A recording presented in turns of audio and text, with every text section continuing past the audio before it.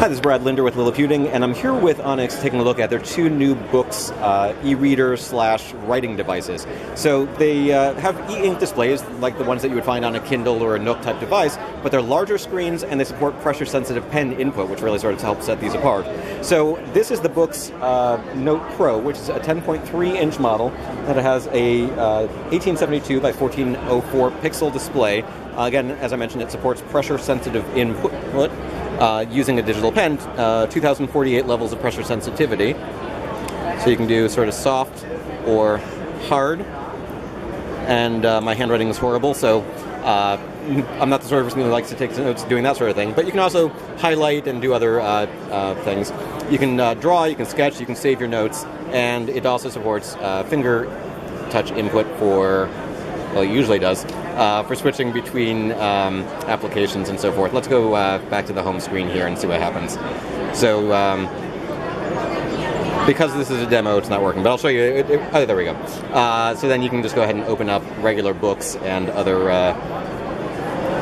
content. It worked perfectly before I turned on the camera, I promise you.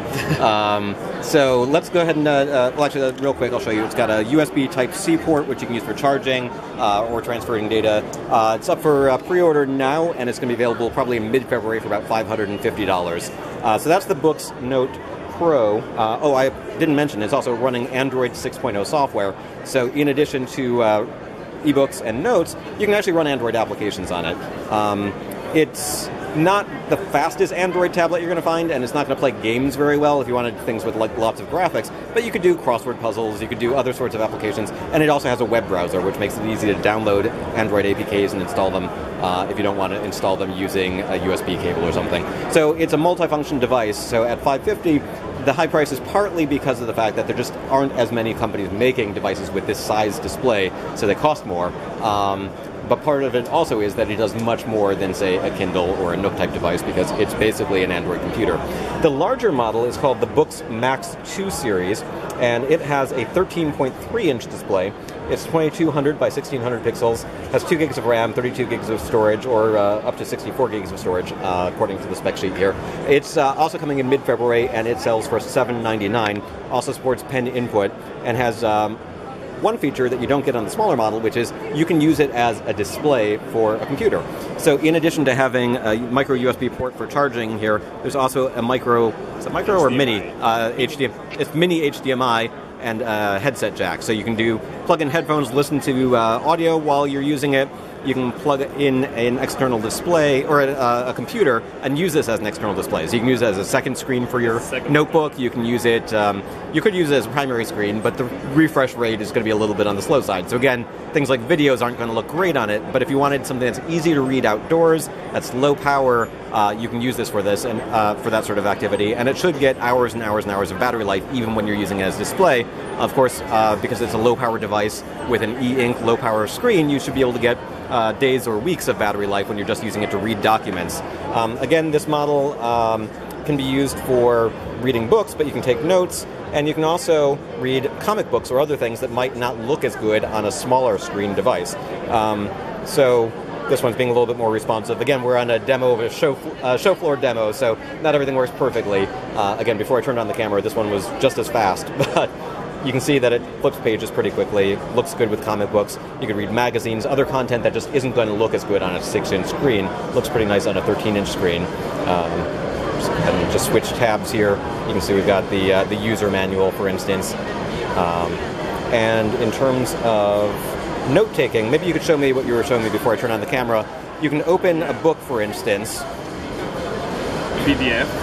So this is a PDF file. It supports multiple formats, including EPUB, PDF, 11, text. 11 reading formats. 11 different formats. Yeah. And so here we've got it in sort of your typical portrait mode for reading, but if I wanted to take notes... Script. Well, you go ahead and do it. Okay.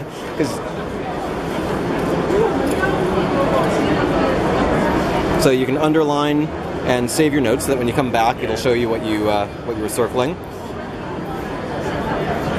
And then there's also... Save it. An option to sort of have a dual screen mode, yeah. So you can take notes on the side, if you could show me that again. Sure. There is the side note. Side note. That is really interesting, which... Yeah, there we go. So now what you'll see is, in addition to the notes that were scribbled here, you can take notes in the side, save them, and then when you're reading a book, you'll see a little indicator showing, oh, there's a more detailed note here, so you can go ahead and go back to the notes that you're taking. So it could come in handy for textbooks or anything that you're reading that you want to sort of use as a reference and remind yourself. And you've got a multi-view or a multi-page view of those.